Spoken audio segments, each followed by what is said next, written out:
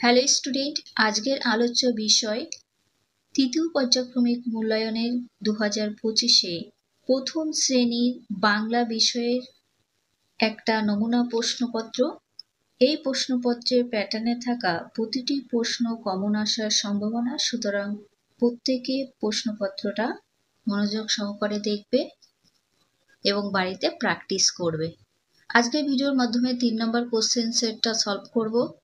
একের দাগে কাল ছিল ডাল খালি অথবা ছায়ার ঘোমটা মুখে টানি কবিতার প্রথম 4 লাইন লেখো। 4 নাম্বার থাকবে।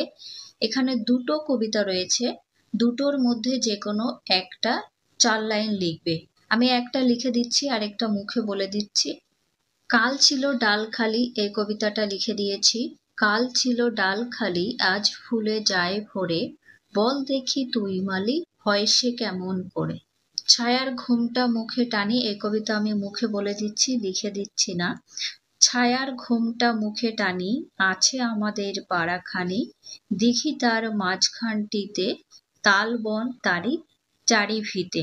তারপরে দেখে নেব, 2 দাগে নদীর নাম দিয়ে ফাঁকা ঘর পূরণ করো। 5টির জন্য 5 নম্বর রয়েছে। 2 এর কতে ক অনুস্বর কং, এখানে দন্ত সয়াকার দিলে সয়াকার সা ব তয়রসি কংসাবতী নদীর নাম।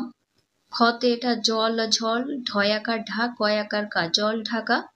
গতে ই ছয়াকার ছা ইচ্ছা ম তয় দীর্ঘিতি ইচ্ছামতি।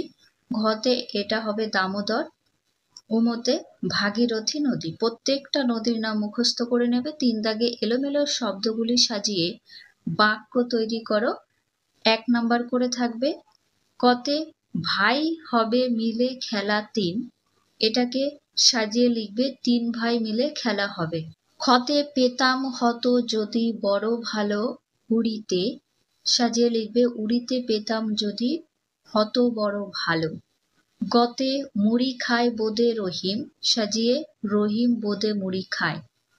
ঘদাগে ঝাঁকা যায় হেঁকে নিয়ে কাকা পাঁচু, এটা হবে পাঁচু কাকা ঝাঁকা নিয়ে হেঁকে যায়।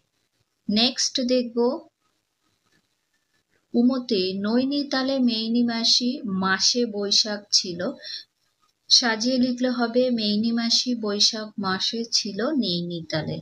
4 দাগে এলোমেলো বর্ণ সাজিয়ে শব্দ তৈরি করো। 4টির জন্য 4 নাম্বার। গতে দন্তান্ন ব তালবস্য কয়াকার, সাজালে পাবে কাশ বন। খতে এটা সাজালে শব্দ হচ্ছে মাছরাঙা। খতে এটা সাজালে পাবে উৎসাহ। ঘতে এটা হবে কোলাহল।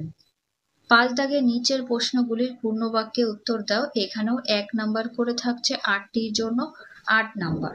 5-এর কতে রবি কোথায় বেড়াতে গেল, রবি বোলপুরে বেড়াতে গেল। খতে নুরুর প্রকৃত নাম কি, নুরুর প্রকৃত নাম কাজী নজরুল ইসলাম। গতে সাইকেল চেপে কে আসছে, সাইকেল চেপে পিয়ন দাদা আসছেন। তার পরবর্তী প্রশ্নগুলো দেখব। ঘদাগে স্বরের নাড়ু কে খায়, সজারু স্বরের নাড়ু খায়। উমতে ধোবার বাসা কোথায়, ধোবার বাসা গোড়া বাজারে। চদাগে নৌকো কোথায় বাঁধা আছে, নদীর ঘাটে নৌকো বাঁধা আছে। ছতে ভাত নিয়ে কে বসে আছে, সৌরি দিদি ভাত নিয়ে বসে আছে। যতে গৌর কোথা থেকে এলো, গৌর গৌরপুর থেকে এলো। উত্তর কি হবে, গৌর এলো গৌরীপুর থেকে। তারপর নিচের শব্দগুলির অর্থ লেখো। 5টির জন্য 5 নম্বর। কতে গগন কথার অর্থ আকাশ। খতে দুয়ার কথার অর্থ দরজা। গতে হিম কথার অর্থ বরফ বা ঠান্ডা। খতে তৃণ কথার অর্থ হবে ঘাস। গতে মৃগ অর্থাৎ হরিণ। নেক্সট দেখব, 7-এ বিপরীত শব্দ লেখো। 1 নাম্বার করে থাকছে কতে দেশে বিদেশে। খতে আলোর বিপরীত শব্দ অন্ধকার। গতে নতুনের বিপরীত শব্দ পুরাতন। ঘতে সময়ের বিপরীত শব্দ অসময়। ঘতে শুরুর বিপরীত শব্দ শেষ। 8 দাগে সঠিক উত্তরটিতে টিক চিহ্ন দাও। 1 নাম্বার করে বরাদ্দ। গতে 7 সাগরের পাড়ে পলাশ বনে না পারিজাত বনে, এটা পারিজাত বনে হবে। খতে পৌষ মাসে যেতে হবে গৌহাটি না গৈলা, সঠিক উত্তর গৌহাটি। গতে নুরু থাকতো চুরুলিয়া না জোড়াসাঁকোয়, চুরুলিয়ায়। ঘদাগে টিয়া পাখি পোষে নীলু না দিনু, দিনু টিয়া পাখি পোষে। চতে চুনি মালি জল তোলে খাল না কুয়ো থেকে, কুয়ো থেকে। নদাগে বাক্য গঠন করো, 3টির জন্য 3 নাম্বার। 9-এর কতে শরৎ, শরৎ দিয়ে বাক্য করেছি। শরৎ হলো ভাদ্র আশ্বিন মাস নিয়ে গঠিত একটি ঋতু। খতে চাঁদ, রাতের আকাশে চাঁদ আলো ছড়ায়। গতে রয়েছে ফুল, ফুল দিয়ে মালা গাঁথা হয়। 10 দাগে পরবর্তী পৃষ্ঠায় দেখে নেব। 10-এ কোন ঋতুতে কি হয় তীর চিহ্ন দিয়ে মেলাও। 4 নাম্বার পাবে। দেখো গরমে, তাহলে গরমে হয় বিকেলে ঝড় ও চাপা ফুল, এর সাথে মিলিয়ে দিতে হবে। তারপরে শীতে কি হবে, শীতে হবে গাঁদা ফুল ও ডালিয়া কমলা লেবু হয়। বর্ষাকালে ধান রোয়া পথ পিচ্ছিল থাকে, আর শরৎকালে নীল আকাশ সাদা মেঘ। নিচে 11তে ছকে পাখির নাম খুঁজে নিয়ে গোল দাগ দাও। হাফ নাম্বার করে থাকছে, 4টির জন্য 2 নাম্বার। এটা করা রয়েছে, তোমাদের বইয়েও আছে, আমি একবার দেখিয়ে দিই। ম অন্তস্তয়ে দীর্ঘ র ময়ূর, এই 3টে বর্ণ নিয়ে একটা শব্দ হলো। প্রত্যেকটা পাখির নাম খুঁজবে।